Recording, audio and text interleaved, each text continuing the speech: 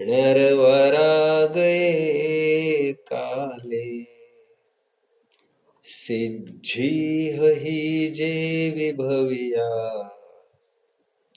तम जान सम्माहपम।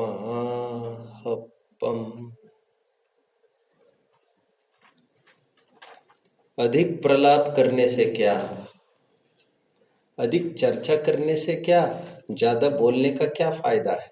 जितने जीव सिद्धावस्था को प्राप्त हुए हैं, हो रहे हैं और होंगे, ये सब सम्यक्त की महिमा ज्यादा।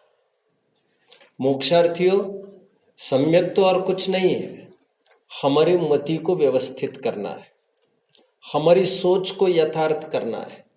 जैसा वस्तु स्वरूप है वैसा समझना है, जैसी वस्तु है वैसा मानना है। यही सम्यक दर्शन है और यही सम्यक दर्शन की महिमा है। इसलिए जितना भी बल लगाना है वो बुद्धि को ही ठीक करने में लगाना है, और यही मोक्ष का मार्ग है। औरों को सुधारने में, औरों की बुद्धि को ठीक करना मोक्ष मार्ग नहीं है, हमारी समझ ठीक करने की बात है। शिक्षार्थियों, दीक्षार्थियों, तपस्वियों, त्यागियों, कितना ऊंचा संबोधन आपको लग रहा होगा जब मैं आपको त्यागी कह रहा हूं।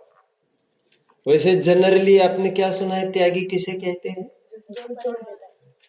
मुनियों को त्यागी कहते हैं, व्रती त्यागी पधारे हैं। कितने जन जानते हैं इस बात को? बढ़िया बढ़िया, सबके हाथों।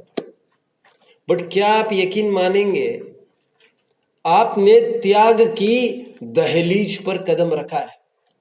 इसलिए कल विद्यार्थी के एक लक्षण को गिनाते समय ग्रह त्यागी का लक्षण गिनाया था, परंतु ग्रह त्यागियों सावधान, ग्रह त्यागी का तात्पर्य घर मात्र का त्याग नहीं होता। टोडरमल जी का एक बहुत प्रसिद्ध शब्द है, गृहस्थ पना त्याग कर। यह निर्वाण का उपाय है, गृहस्थ पना त्यागना। गृहस्थ पना त्यागने की बात कर रहे हैं, घर को त्यागने की नहीं। इसलिए ग्रह त्यागी की बात भले ही आई हो, आपको समझना है ग्रह के प्रति अटैचमेंट का त्याग करना है, ग्रह में सुख बुद्धि का त्याग करना है। ग्रह का तो त्याग करके आप यहां तक आ गए, ग्रह का त्याग करना इज फिजिकल दूरी, बट घर के प्रति अटैचमेंट का त्याग इज हमारी स्पिरिचुअल, क्या कहना चाहिए, मेंटल कहो अथवा स्पिरिचुअल एफर्ट है वो कोई फिजिकल प्रोसेस नहीं है केवल। इसीलिए घर के प्रति का अटैचमेंट टूटना बहुत जरूरी होता है ग्रह त्यागियों को। और आप जानते हो, कुछ खोए बिना कुछ पाया नहीं जा सकता। No gains without pains, no rains, no rainbows without rains, no thrones without thorns. कुछ खोना तो पड़ेगा यदि बड़ी चीज पानी है तो। यदि कृष्ण, यदि कल का कान्हा, यदि वृंदावन छोड़ने को तैयार ही नहीं होता, वो बाल क्रीड़ाओं को छोड़ने के लिए तैयार ही नहीं होता, गोपियों के प्रेम में वही लिपटा रहता, वही अटखेलियों में उलझा रहता, कभी मक्खन चुराने में, कभी साड़ियों को ग्रहण करने में, इसी में लगा रहता, बचपने की क्रिया में, तो मथुरा में आकर कभी भी राजधानी को संभाल कर कंस आदि का वध न कर पाता होता। अभी उसको वो सब बातें छोड़नी पड़ेगी जो बचपने में उसने की थी। कुछ खोए बिना कुछ पाने की गुंजाइश नहीं होती। ठीक उसी प्रकार आपको बड़े मनोरथ हासिल करने हैं, ग्रह त्यागी ये पहला लक्षण है। और ये आज की बात नहीं है। आप पांडव पुराण भी पढ़ के देखेंगे तो आपको पता चलेगा ये पांडव जो राज घराने में जन्मे थे, थोड़े ही बड़े हो जाए, थोड़े ही चलने फिरने ही लग जाए, बस सौंप दिया जाता था उन्हें गुरुकुल में योग्य आचार्य की सन्निधि में। अब जीवनधर चरित्र भी पढ़ेंगे तो उसमें भी आप यही पाएंगे। देशभूषण कुलभूषण का चरित्र पढ़ रहे हैं तो उसमें तो आप पा ही रहे हैं। मतलब ये परंपरा चलती आ रही थी। बच्चा 4-5 साल का बड़ा हो जाए बस उसे गुरुकुल में भेज दिया जाता था। और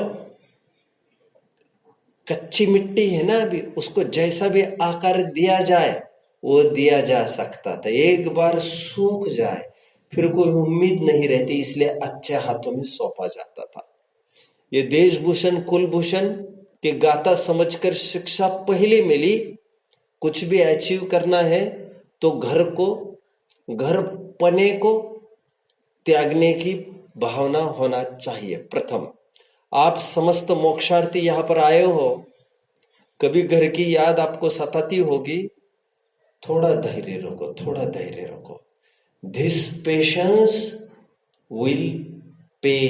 ये धैर्य अल्पकाल में बहुत बड़ी सौगातें लाएगा। और थोड़ा दूर ही तो रह रहे हो आप, हमेशा के लिए कहाँ छोड़ रहे हो? और छोड़ भी रहे हो यदि, तो एक दिन तो वैसे ही छूटने हैं। अच्छे कारण के लिए यदि छूटता हो तो उसमें भय किस बात का? शिक्षा एक। दूसरी शिक्षा कल हमने ये देखी, लगभग आज के तारीख का यदि मैं ग्राफ लगाऊं तब की तारीख का क्या लगा सकता हूं मैं? सॉरी, कल मैं 13 लाख हजार वर्ष बोल गया। I was wrong. 13 लाख वर्ष मुझे बोलना था और मैं 2 बार गलत बोल गया। मैं 13 लाख वर्ष पहले की बात कर रहा हूं, जबकि जीवों की आयु हजारों लाखों वर्षों की हुआ करती थी बच्चों। तो मैं कुछ आज के तारीख में केवल अनुमान कर रहा हूं 25 साल का, लेकिन उस जमाने में यदि अनुपात में लगाए तो यदि 1 लाख वर्ष की आयु होगी मान के चलो किसी की, तो आपको मानना चाहिए उसका 30 to 35 ईयर्स, उसके 30 to 35,000 ईयर्स गुरुकुल में व्यतीत होते होंगे। कितने जन मुझे समझ रहे हैं? बस 4-5 साल जाने का तो तय है, बाद बाकी शादी के टाइम तक लौट कर आते होंगे। मतलब 1 लाख वर्ष की आयु वाले लगभग 30-35 हजार वर्ष गुरुकुल में रहते होंगे, ऐसा मेरा सामान्य अनुमान है। शिक्षा दूसरी, इतना टाइम गुरुकुल में रहने पर भी, चुस्ती से विद्यार्जन करने पर भी एक क्षण में उनका पैर फिसल गया। इसलिए कहा जाता है यह संसार एक फर्श है, पृथ्वी साबुन से लपेटी हुई। बड़ी सावधानी से चलना पड़ता है, कहीं भी आपका पैर फिसल सकता है। और जो ओवर कॉन्फिडेंट लोग होते हैं ना, अति विश्वास रखते हैं लिमिट से ज्यादा, वे कहीं ना कहीं स्खलन करते ही है। इस घटना को याद कर करके कि इतना टाइम गुरुकुल में रहकर भी थोड़े और कॉन्फिडेंट हो गए और बस चले गए। शिक्षा दूसरी ये मिलती है, प्रतिपल सावधान रहना चाहिए। हमने अमुक गुरु से शिक्षा अर्जित की है, हमने इस इंस्टीट्यूट में शिक्षा अर्जित की है, उससे कोई फर्क नहीं पड़ता। उसी द्रोणाचार्य से अर्जुन भी पढ़े थे, जिस द्रोणाचार्य से दुशासन पढ़े थे, उससे कोई बहुत फर्क नहीं पड़ता। शिक्षा दो, प्रतिपल सावधान रहना, गाफिल कभी नहीं रहना, स्खलन के अवसर सदा काल मौजूद है। 2, शिक्षा नंबर 3, कभी भी इस बात को विचार करना चाहिए आपको कि जैसे उन्होंने कमला को देखा देशभूषण कुलभूषण ने, और वो निकली कौन? वह। ये एक ही घटना नहीं है, मेरे पास ऐसी कई घटनाएं हैं। एक बार की बात है, भामंडल, विद्याधर भामंडल, रामचंद्र जी के काल की बात कर रहा हूं। ये एक बार विमान में गमन करते करते उन्होंने ऊपर से सीता को देख लिया। आपने रावण ही की बात सुनी है बच्चों, मैं दूसरी बात कर रहा हूं आपको। महामंडल की निगाह एक बार सीता की ओर चली गई तो उसे लगा मुझे तो सीता से ही शादी करनी, चाहे जो कुछ हो। अब उसे समझाने वाले ने समझा दिया, बेटा ये कौन है जानते हो? ये तुम्हारी बहन है, बचपन में तुम इससे बिछुड़ गए थे, हालांकि भामंडल का हुआ था अपहरण। जन्मते ही अपहरण, किसी ने किडनैप कर लिया था, और आज इतने साल के बाद सीता को पहली बार देखा उसने, तो उसे भाव आया मैं इसी से विवाह कर लूं, चाहे जो कुछ करूं। यहां तक कि लड़ाइयों की तक तैयारी कर ली थी उसने। सेना दल सदल बल देखते हैं कौन बीच में आता है, और जरा सा ही पता चला ये बहन है। इससे तीसरी शिक्षा हमें ये मिलती है, देखो लड़की तो लड़की, अभी आकर्षण हो रहा था, अभी आकर्षण एकदम खत्म होकर विरक्ति हो गई। इसका मतलब वस्तु से राग नहीं होता, हमारे माइंड सेट से, हमारी धारणा और थिंकिंग से, हमारे सोच विचार से। वो कौन से सोच विचार? यह भोग्या है, मैं इसको भोगने वाला और ये मेरी भोग्या, ऐसी थिंकिंग से हमें विकारी भाव आते हैं। एक बार सोच कर देखिए ऐसा, जो आपको सुंदर लड़की दिख रही है ना भोगने लायक, उसमें थोड़ी देर के लिए आप मातृत्व की स्थापना करके देखिए, यही आगामी भव में हमारी माता बन सकती है कि नहीं बच्चों? हमारे ग्रंथ ये कहते हैं मां मर के बहन होती है। हमारे ग्रंथ में ऐसा तो उदाहरण है बच्चों, वरांग चरित्र, जिसमें यह बताया राजा संभोग कर रहा है रानी के साथ।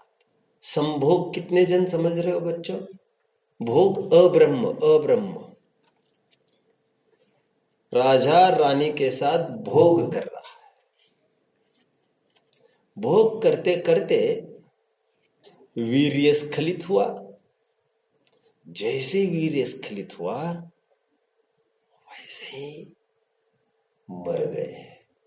ऐसा भी हो सकता है भला? अरे आयु का कोई ठिकाना थोड़ी है, हर पल तुम्हें सावधान रहना चाहिए था। अभी कहां पैदा होंगे देखते तो वे मरे, और कहां पैदा हुए होंगे बच्चों? उसी के गर्भ में।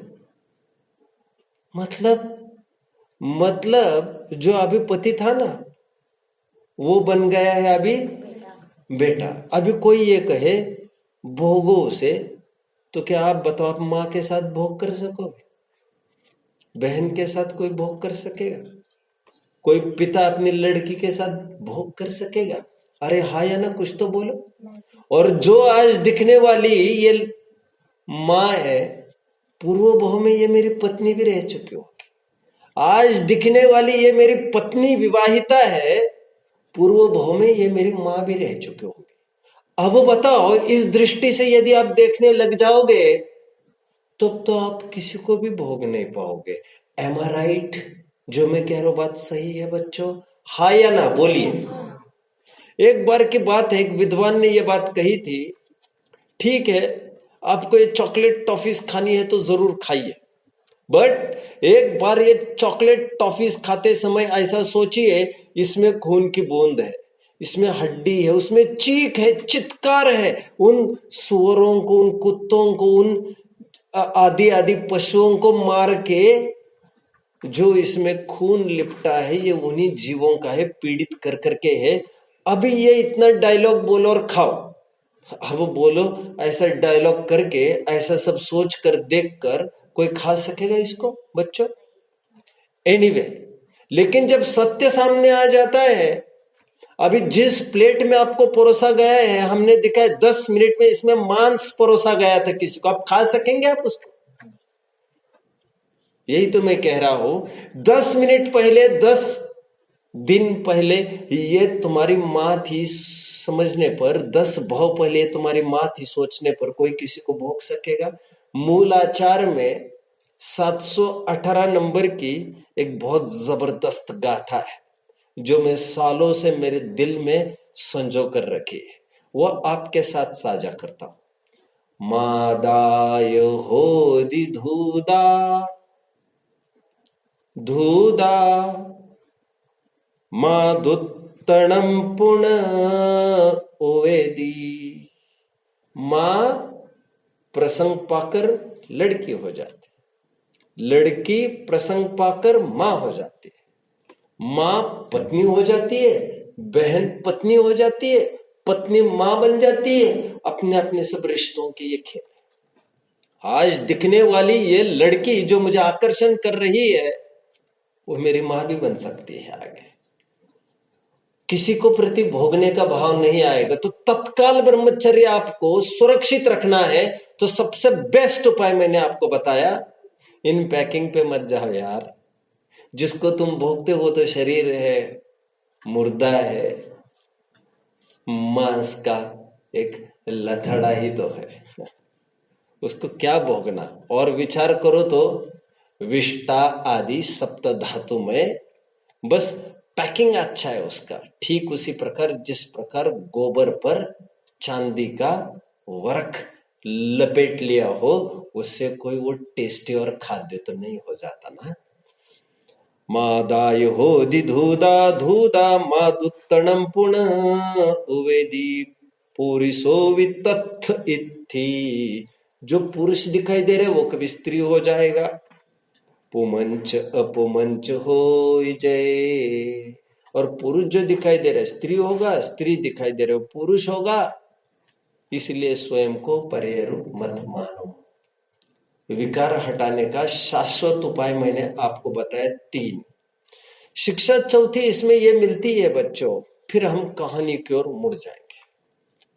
न्याय से कमाई चीज ही भोग्य होती है, अन्याय से छीना झपटी से अर्जित की हुई वस्तु भोग्य नहीं हुआ करती कभी भी। इसीलिए जो लड़की, अरे रावण ने भी ये प्रतिज्ञा की थी, जो नारी मुझे चाहेगी मैं उसी के साथ भोग करूंगा। और आखिर तक रावण ने सीता को मनाने की तो पूरी कोशिश की, बट आप जानते हो रावण ने सीता के साथ कोई छेड़खानी नहीं की थी, हाथ भी नहीं लगाया था, क्योंकि प्रतिज्ञा से बंधे थे और कहने को सालों रखा था अपने पास। आप समझ रहे हैं बच्चों? महीनों रखा होगा, ठीक है, जो भी कुछ हुआ। बात इतनी सी कहने की है, उस लड़की के प्रति आकर्षण होना जिस लड़की को यह अभी पता नहीं ना लड़की की स्वीकृति है, तो यह करना तो भारी मूर्खता थी। तो यह चौथी शिक्षा हमें मिल जाती है। वस्तु को तो पूछो वो वस्तु क्या चाहती है, मनमानी और जबरदस्ती क्यों करना। अब हम सीधे कहानी की ओर बढ़ जाते हैं। प्रसंग आकर खड़ा हो गया है, देशभूषण कुलभूषण को पता चल चुका है कि ये हमारी बहन है।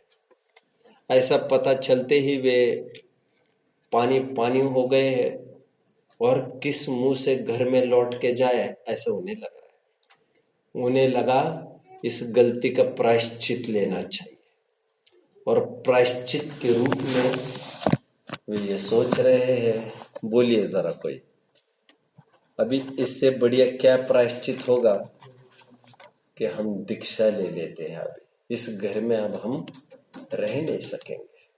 बट एक बहुत बड़ा हादसा हो गया बच्चों, उन्होंने दीक्षा की ठान ली। अभी क्या हादसा हुआ वो मैं बताता हूँ आपको। पहले दीक्षा का प्रसंग देख लो। 12वां छंद पढ़ते हैं। दोनों कुमार सोचते थे प्रायश्चित सुख कर, इसका यही होवेगा हम तो और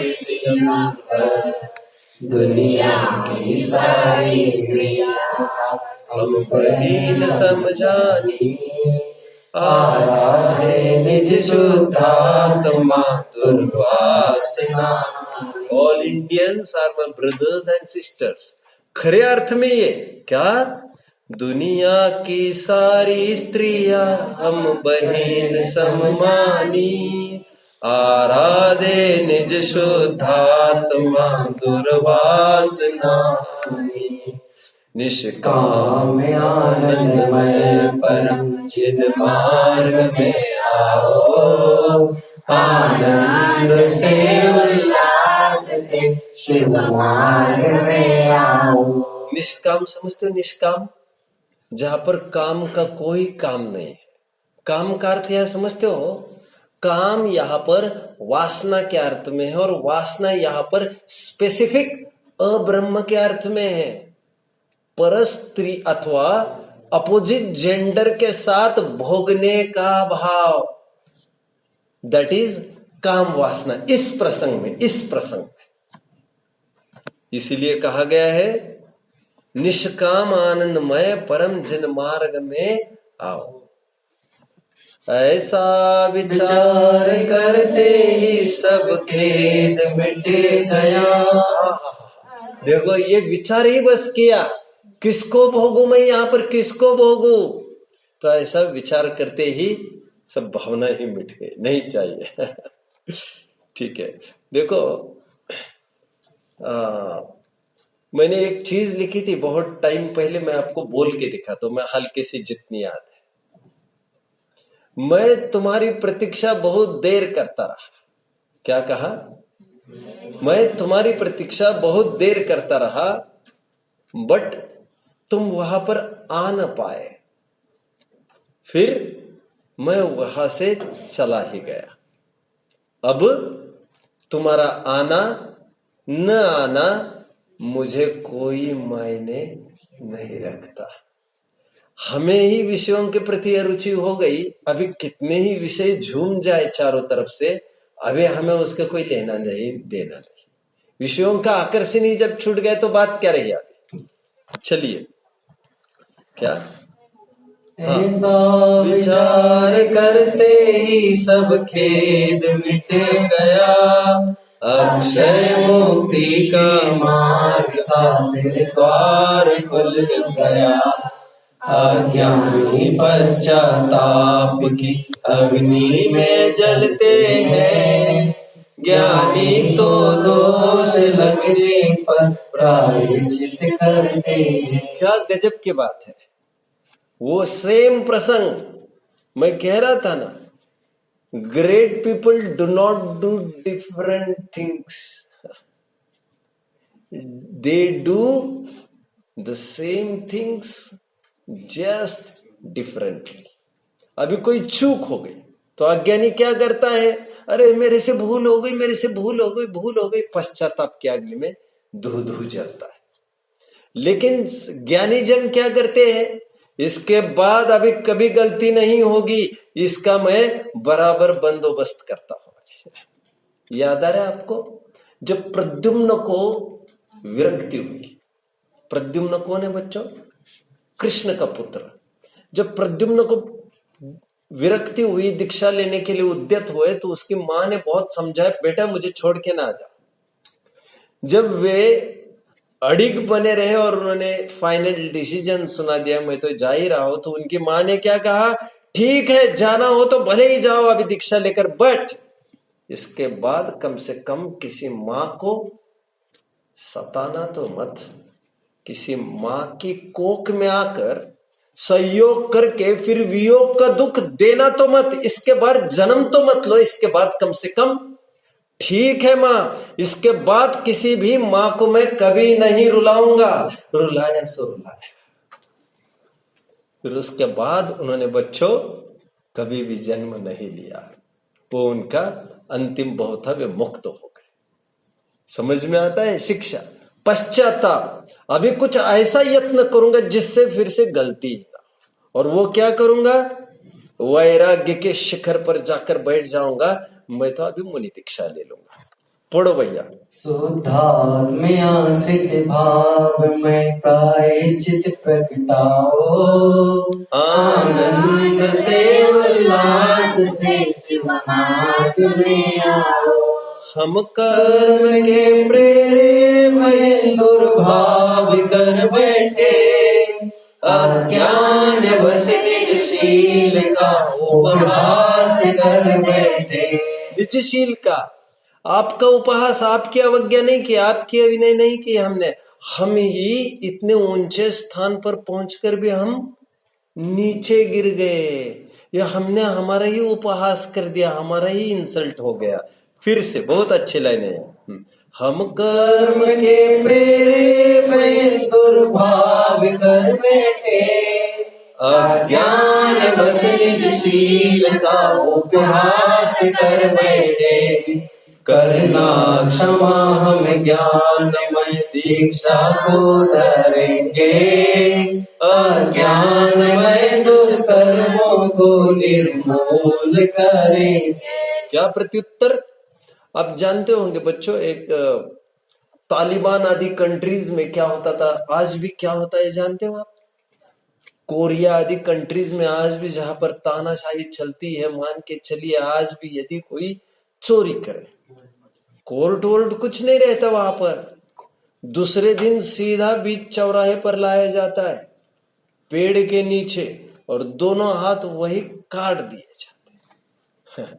हमारे शिवाजी महाराज ने क्या किया था, जब रांझे पाटिल ने, जानते हो आप, जब उन्होंने एक लड़की से जब एक महिलाओं के साथ तो खूब तो जबरदस्ती बलात्कार किया करता था, जब शिवाजी को यह पता चला, उन्होंने बीच चौराहे पर उसका चौरंगा किया। चौरंगा मतलब दो हाथ और दोनों पैर तोड़ के उसको वहीं पर खड़ा कर दिया, और जब तक जिएगा इसको जीने दो बोले, आने जाने वालों को सबक सीखने दो कि महिलाओं के प्रति कोई बुरी निगाह कभी ना दो।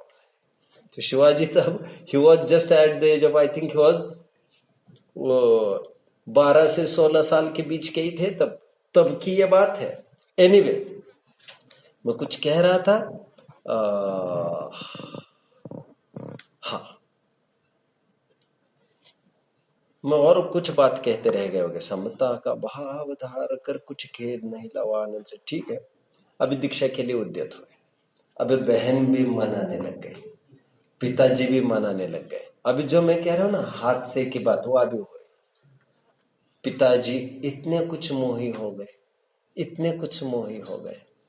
आप घर छोड़ते समय कितने माता पिता रोए थे, जरा लेट मी नो। इधर भी रोए हो, वहां पर भी रोए हो, बेटा बेटा ध्यान रखना। कितने जन, जरा हाथ ऊपर करना बच्चों। हाँ, मतलब केवल 5 पेरेंट्स ऐसे हैं। सोम जी के भी पेरेंट्स कोई रोए नहीं है, ये मुझे अच्छा लग रहा है, बड़ा अच्छा लग रहा है। नहीं रोए कोई भी आज? थोड़ा नहीं, ये तो मैं जानता हूँ इसका। घर से कोई रिस्पॉन्स मिलता है? ओके ओके, 5 जने, बाकी सबके घर वाले रोते हैं। Okay, majority. अब यहाँ पर भी ऐसा ही हुआ, बट यहाँ पर और आगे की स्टेप हो गई। पिताजी अड़ गए, बेटा दीक्षा मत लो। उन्होंने कहा कि हाँ, मैं एक बात तालिबान की कंट्री की बात कह रहा था, दैट आई मिस्ड। तो मैं ये कह रहा था उसकी सजा ये होती है, तुमने चोरी की है, यदि कोई अब्रह्म जैसा पाप किया तो उसके अकॉर्डिंग सजा मिलती है कि फिर से इस लायक रखते नहीं है उसको कि फिर से उस भोग भी कर सके। और यहाँ पर ये उत्कृष्ट मार्ग में, धर्म मार्ग में ये सोच रहे स्वयं, अब हम स्वयं को उस रूप बना रहे हैं। हमको लड़की के प्रति विकार सताए ना, अब हम प्रकृति को खुला समर्पित करते हैं, नग्न होकर देखते हैं अभी हमें कौन विकार पैदा करा सकता है। और नग्न होने का तात्पर्य एक चुनौती है, चुनौती, कि जो भी आए मुझे विकार पैदा करके दिखा, और विकार मुझे उत्पन्न होगा नहीं। लेकिन पिताजी वहां पर बेहोश हो गए हैं, क्षेमंकर राजा, और वहीं पर उनकी डेथ हो गई। मर के वे गरुड़ेंद्र बने, भवनवासी के। देवों में भवनवासी एक भेद है, वहां पर वे गरुड़ेंद्र के रूप में जन्मे। आगे अब ये देशभूषण कुलभूषण दीक्षा लेके चले गए और दीक्षा लेके एक जगह वे तपश्चरण करने लग गए, कायद सर्ग में स्थित हो गए। नाम है जगह का वंशधर पर्वत, भूलना नहीं इस स्थान को। अभी वंशधर पर्वत पर घूमते घूमते, वनवास काल चल रहा था रामचंद्र जी का। रामचंद्र जी, लक्ष्मण और सीता घूमते घूमते वंशधर पर्वत के समीप आए। उन्हें गांव वालों से यह पता चला, वैसे वहां के गांव खाली होने लग गए थे बच्चों। आसपास के 7-8 गांव खाली हो गए थे। किस स्थान के आसपास? वंशधर पर्वत के। क्यों?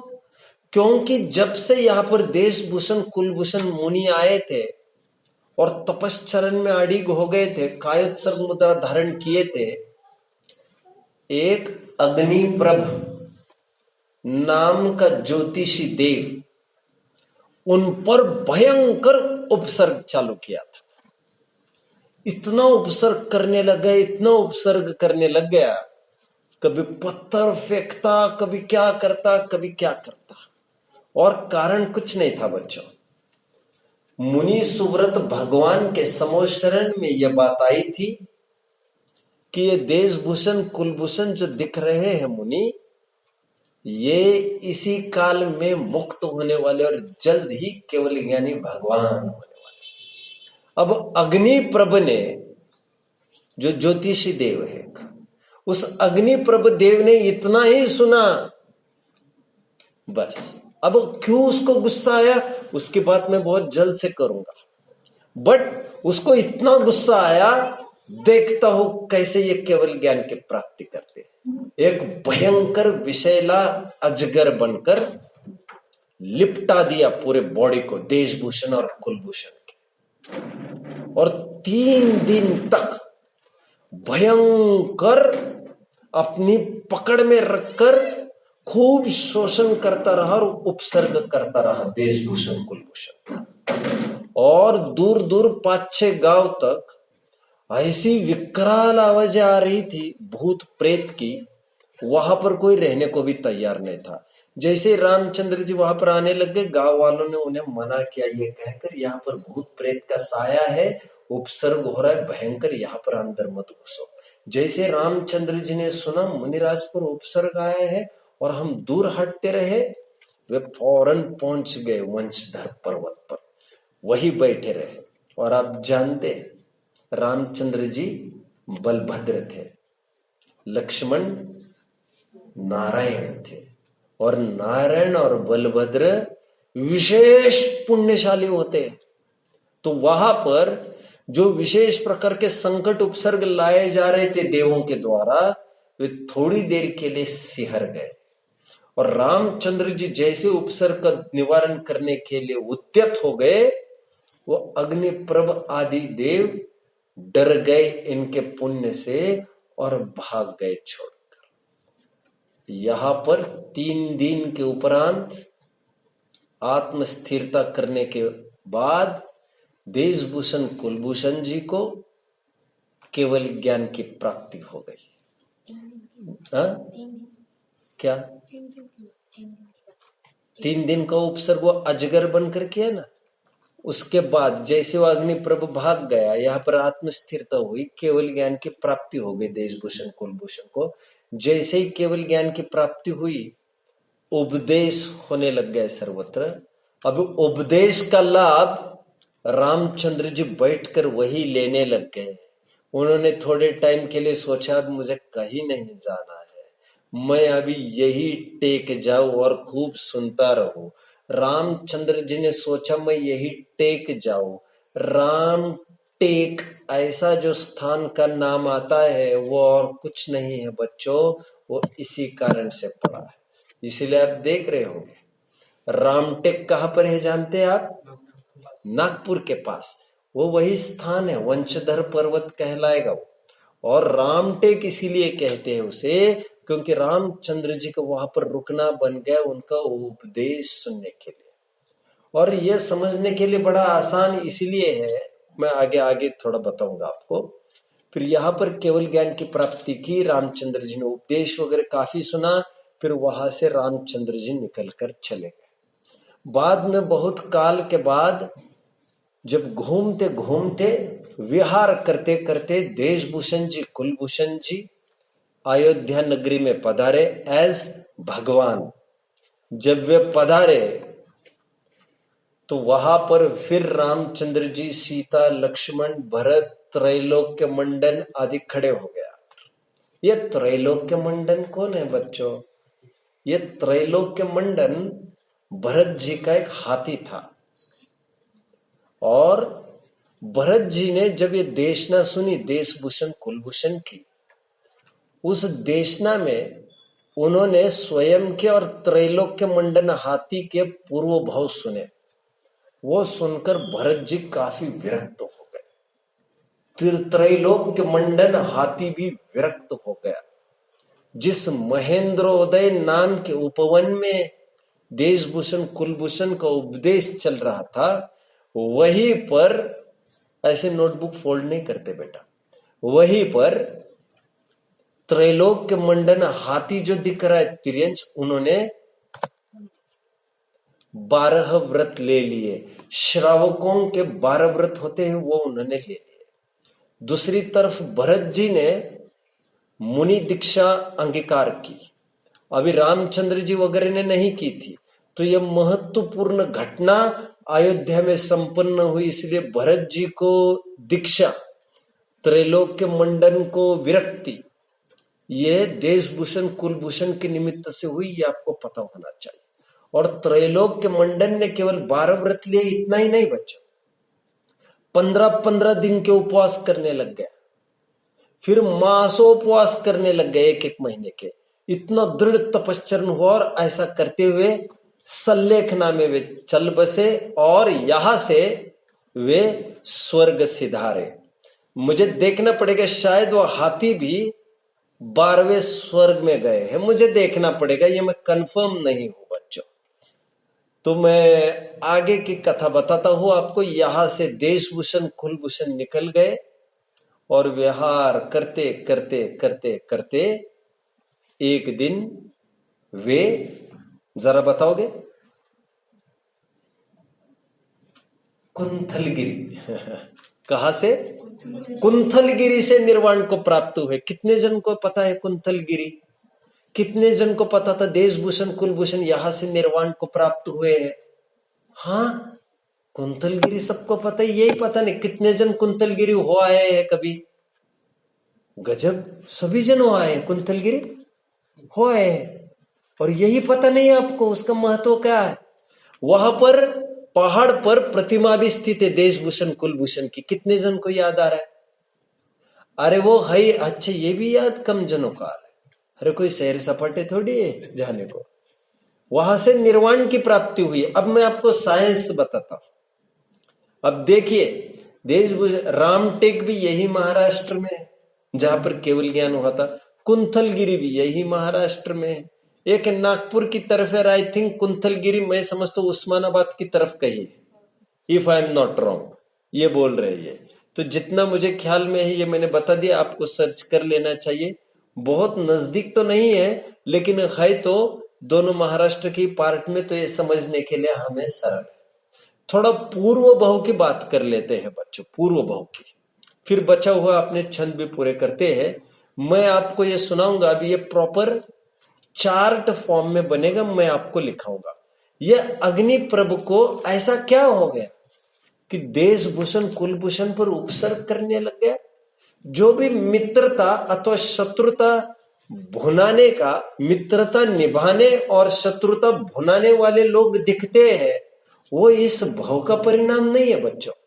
पूर्व भाव में बोए गए बीज यहां पर अंकुरित होते रहते हैं।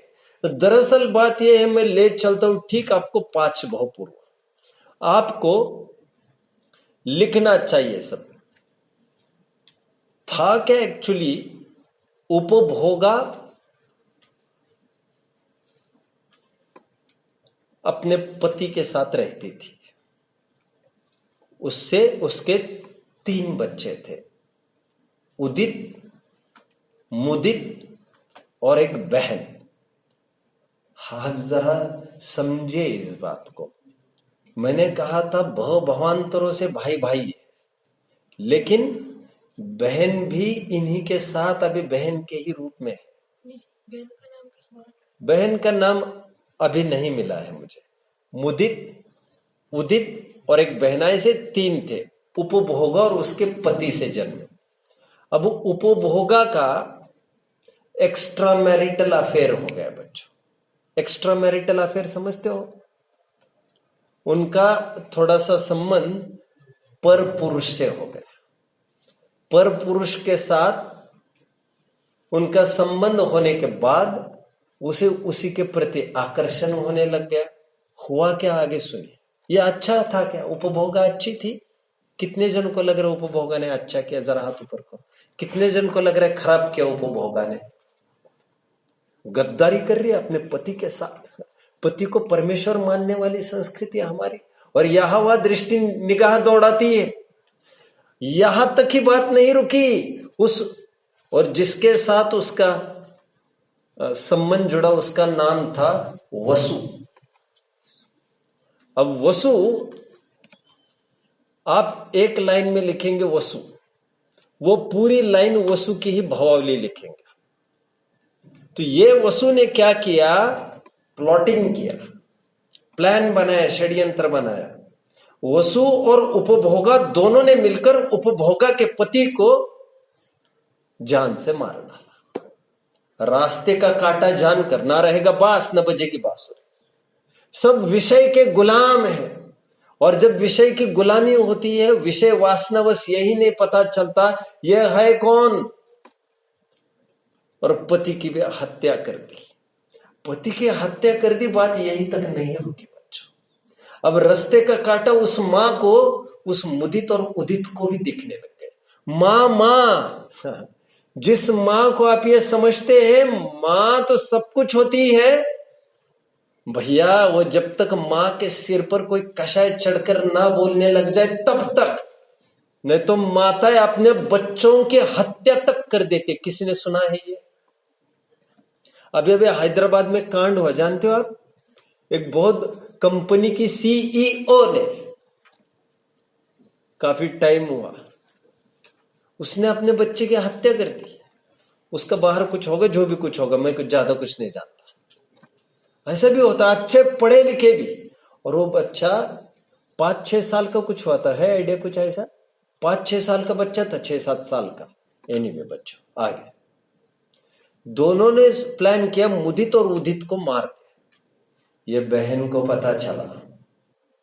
बहन ने मुदित और उदित को बोला, ये हमारी माँ का प्लान वसु के साथ मिलकर, जो हमारे घर वो वसु आता है ना, जिसे हम चाचा चाचा कहते हैं, वो चाचा वाचा नहीं है, वो जान का प्यासा है हमारे, वो मारने को तुला है। तो मुदित और उदित को जैसे पता चला, तो मुदित और उदित ने ही प्लान किया, हम ही वसु को क्यों ना मार दे।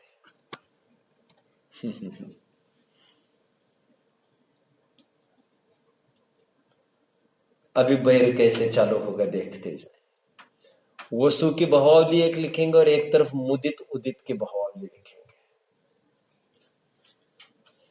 अभी यह मुदित और उदित, नीचे की लाइन में मुदित उदित लिख दो, एकदम लेफ्ट वर्ड्स, एरो करके आगे लिखेंगे। अब हुआ क्या, जैसे इन्होंने हत्या कर दी वसु की, वसु तो मर के भील बना लिखे, एरो करो भील बनाओ। भील बनाओ मतलब चित्र नहीं बनाना, आपको भील लिखना।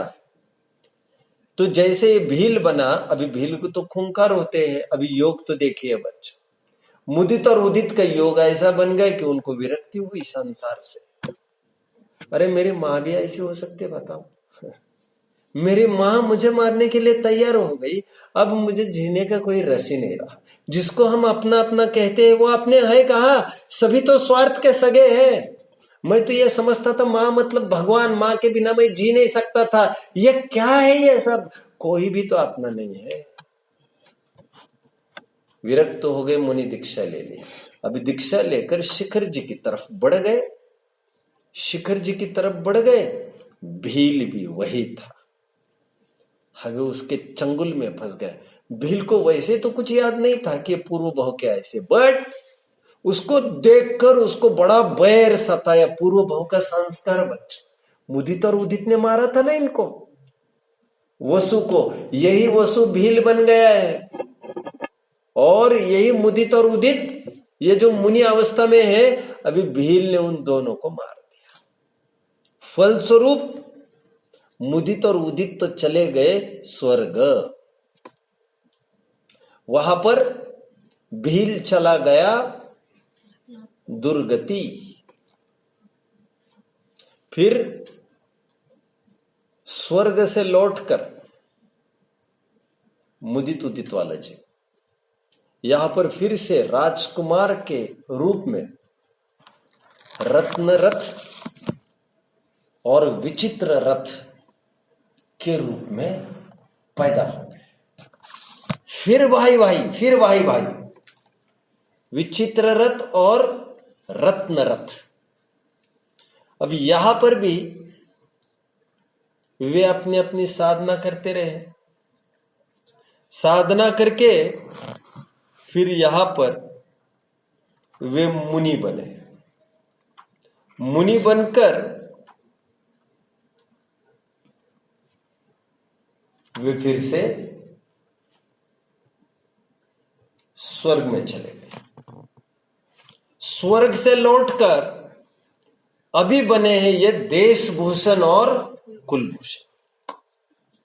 ये 5 भाव मैंने बताए। कितने जन समझ रहे जरा लेट मी नो। शाबाश शाबाश, अटेंटिव, ठीक है। अब ऊपर वसु का भी समझ लीजिए। ये भील जो दुर्गति में चला गया था, ये वहां से निकलकर फिर मनुष्य बनकर कुतप वगैरह करने लग गया, और उसके फल स्वरूप अग्निप्रभ नाम का ज्योतिषी देव बना। अभी फिर अग्निप्रभ और देशभूषण फिर आमने सामने आने वाले हैं, और देशभूषण कुलभूषण अभी मुनि अवस्था में खड़े हैं। लेकिन बैर ये सब कुछ कहा देखता है, और अग्निप्रभ जो उपसर्ग कर रहा है वह अकारण नहीं कर रहा है। पूर्व कुछ बहो पूर्व, ये जो हत्या की थी उसके प्रतिफल स्वरूप ये सब बैर विरोध चलता रहा है। योग्य होने पर भी की गई हिंसा फलदायी जरूर होती है, उसका किए का फल तो भोगना ही पड़ता है। इसलिए हिंसा सर्वथा ही त्याज्य है, भूमिका के अनुसार हो अथवा भूमिका के बाहर का हो।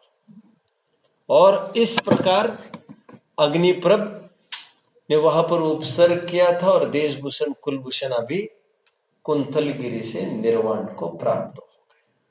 परंतु ये कथा मैंने सुनाई है, अभी कथा एक साइड पर खड़ी है आकर। अब वहां पर बहन वो दीक्षा का प्रसंग को फिर थोड़ा उठाता हूं, एक नए कैरेक्टर को मुझे खड़ा करना है। वो बहन ये पीछे लगने लग गई कि भैया आप दीक्षा लेके मत जाइए।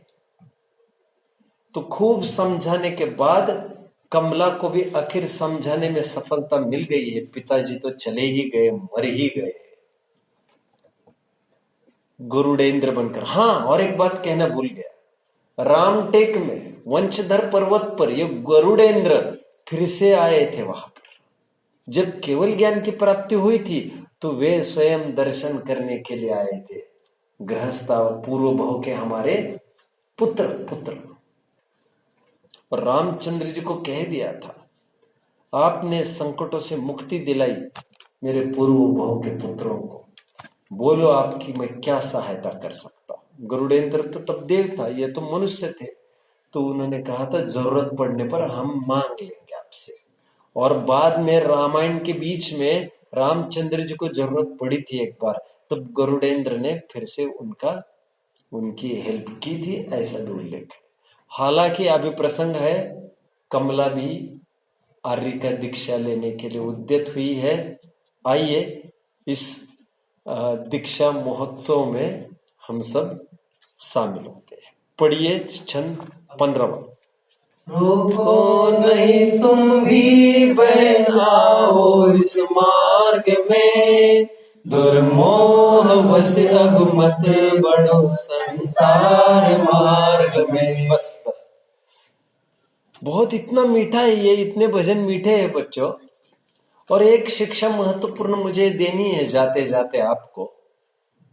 जैसे अनिल जी है हमारे, इतने बढ़िया बालक है, इतने बढ़िया बालक है।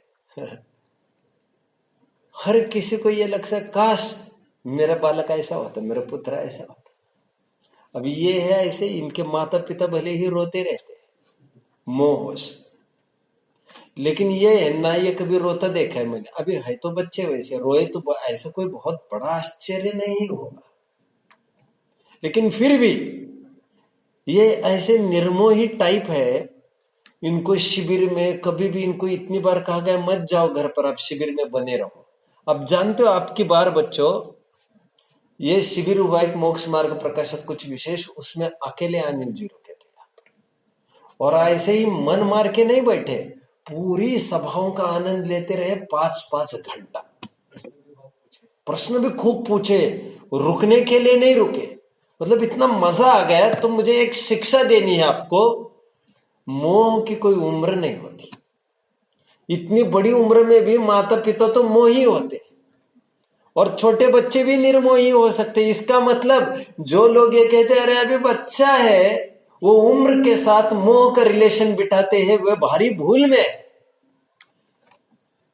मुझे ऐसे बच्चे देखने हैं जिनके माता पिता रोए और बच्चे रोए ही नहीं। ऐसे कोई है यहाँ पर? अरे युवराज तो हमारे इतना तगड़ा प्लेयर है, इनकी तो चुस्ती तभी दिखती बनती थी।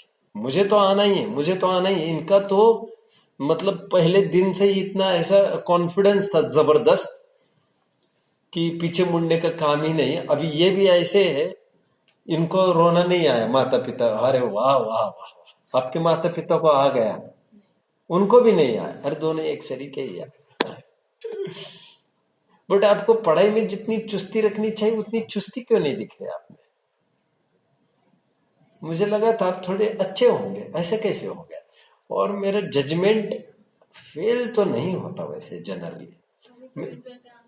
मैं जिनके बारे में एक प्री इमेजिन करता हूँ ये बच्चा ऐसा निकलेगा, मैं सही कह रहा हूं आपको। वो मोर ओवर मेरा तीर वही जाकर लगता है, वही वही। एक बार मैंने कहा कि तुम तो पास भी होने लायक नहीं हो, बहुत साल हो गए इसको, तो ऐसा तो है नहीं, इसका अच्छा नंबर है, आगामी एग्जाम में वो फेल था। बहुत मैंने बहुत देखा है, बहुत देखा है। मैं ये तक बता सकता हूं कि यहां से कौन बिगड़ेगा और डाकू तक हो सकता है। सही कह रहा हूं मैं। और सबके होनहार अलग अलग है, ऐसे भी देखे मैंने। और भाग्य से मुझे ऐसे गुरु का भी योग मिला है। हमारे गुरु ने एक बार कहा, तो गुरु मतलब हमारे स्कूल टीचर्स को मैं गुरु कह रहा हूं, डोमिनिक जोसेफ सर, गजब के हमारे टीचर थे वो। गजब मतलब गजब ही थे। उन्होंने एक बार सबके सामने ये कहा था, one day this person will be a very big गुंडा। आज वो लड़का वास्तव में बहुत बड़ा गुंडा बन गया, तब लगता नहीं था हमें ऐसे। वो बद्दुआ की बात नहीं कर रहा हूं मैं, एक प्रेडिक्शन की बात कर रहा हूं। प्रेडिक्शन कहते हैं ना, बच्चे के पाव पालने में दिखते हैं, कुछ कहते हैं ना ऐसे। वो ऐसे मुझे आप ठीक लगते थे, आप क्यों नहीं मन लगा रहे मुझे समझ में नहीं आ रहा। Get up get up. चलिए कहां तक अपन खड़े हैं आकर? हाँ, मैं कुछ और बात कह रहा था कि बच्चों, हाँ मैं और एक शिक्षा ये दे रहा था बच्चों आज, मोह की कोई भी उम्र नहीं होती।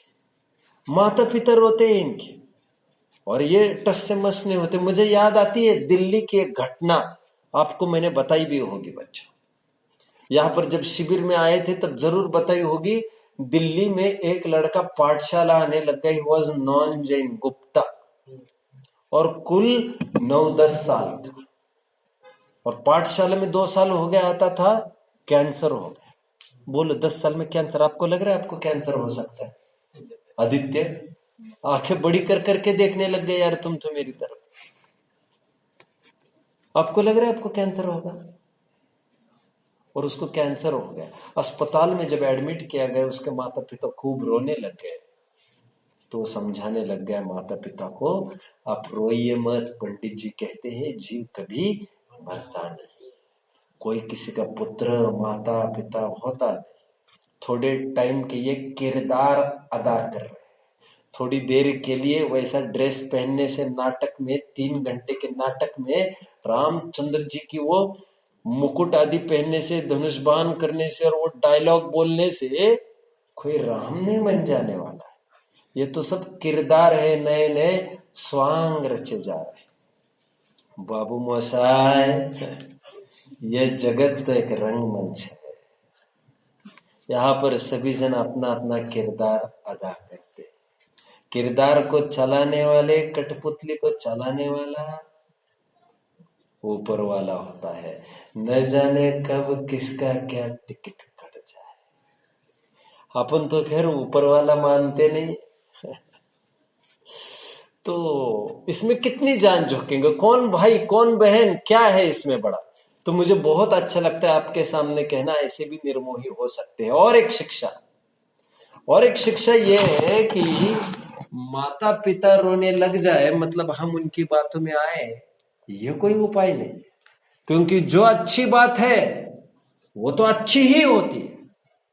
पिताजी रोने से क्या, पिताजी मरने की कीमत पर भी ये दीक्षा को नहीं रुके। ये निर्दयता लगती है ना बच्चों, आपको क्या लगती है? निर्दयता लगती है तो हमें लगता है ये सच्ची विरक्ति है। अरे दुनिया दुनिया अभी यहां से वहां हो जाए, अब हम पीछे नहीं हटेंगे, और बाप जाएगा तो एक ही जाएगा, और अभी दीक्षा नहीं लेंगे तो हजारों बाप बदलने पड़ेंगे इसके बाद। तो एक बार दांव पर लग जाए तो लग जाए, आप समझ रहे हैं? वैसे ही छूटने और वैसे ही रोने हैं, तो फिर अच्छे ही मार्ग से बढ़कर क्यों नहीं करना। समझ में आ रहा है बच्चों? बहुत सुंदर एक गाथा है, धीरता से भी मरना है, कायरता से भी मरना है। जब मरना ही है तो फिर धैर्य धारण करके क्यों मरे। इसलिए कहा जाता है तू जी, एक दिन भी जी, 100 दिन बकरी के जीने के बजाय, जैसे जीने के बजाय एक दिन शेर बनकर जी। आइए कंप्लीट करते हैं इसको। रोको नहीं तुम भी बहन आओ इस मार्ग में, दुर्मोह बस अब मत बढ़ो संसार मार्ग में। निस्सार है संसार वस्तु धर्म इसका, अक्षय भगवान एक ही है आत्मा आधार। निर्द्वंद निर्विकल्प हो निज आत्मा जाओ, आनंद से उल्लास से शिव मार्ग में आओ। ले क्षमा करके क्षमा गुरु ने चले गए, आया था घर का ज्ञानी बन चले गए। संग में चले बेचते रहे, धारा जेल तब दुख सर्गे घोर थे सहे। पाया अजल ध्रुव से पद भक्ति से सिलाओ, आनंद से उल्लास से शिव मार्ग में आओ।